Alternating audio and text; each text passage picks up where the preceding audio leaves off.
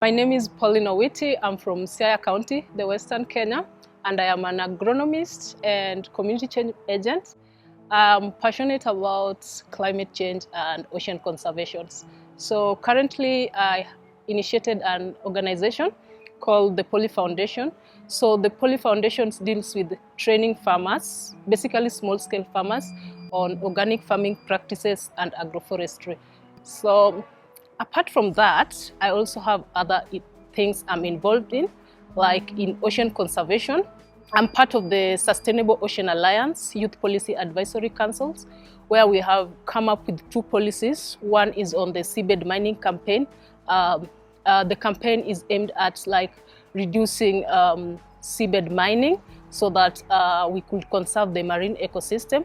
We also have the Global Blue New Deal. Apart from that, have been involved in climate change initiatives and also campaigns. One we did in Nairobi called the Africa is Not a Dumpster, and that was aimed at reducing the plastic pollution that was coming from the US. We saw that as climate activists, that was a bad deal, and we had to campaign around that initiative to stop it. I've also taken part in Mock COP. Mock COP was an event that we did in 2020 after the postponement of COP26 due to COVID.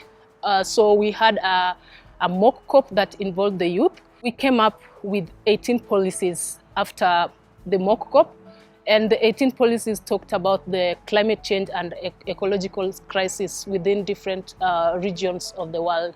So what motivates me to do what I'm doing is my passion and the fact that I've met people that are also motivated in the field of climate change and environment. Some of the challenges I've faced, I'll start with in my initiative. One, when I was forming the initiative, we didn't have enough people to start with.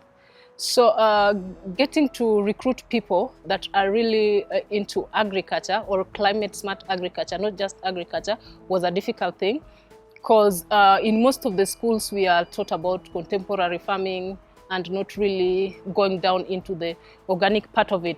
So getting people that were professional in that field was one of the challenges. Another challenge was getting funds.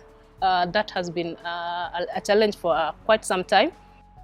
As a young African woman, I've been able to bring different perspectives, especially those from the local people, actually the grassroots people, to the international platform, because I've interacted with them several times and have known what their needs are and what their ideas are.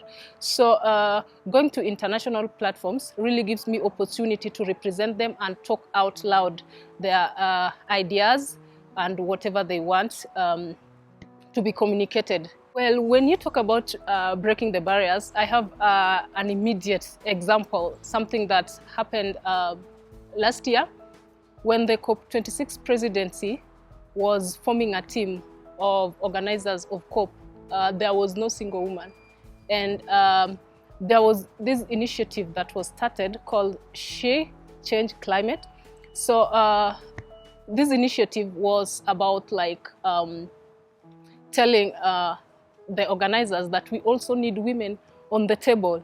So I joined that initiative and pushed towards having so many women in decision-making tables to ensure that their voices are actually heard and they're part of the organizing of such platforms so that they can bring a different perspective into the big platforms that make decisions in these policy areas. Advice to the young ladies is always to try out something new and leave the old ideas behind, because I've realized that even if you have an education background on a specific thing, that might not help you that much.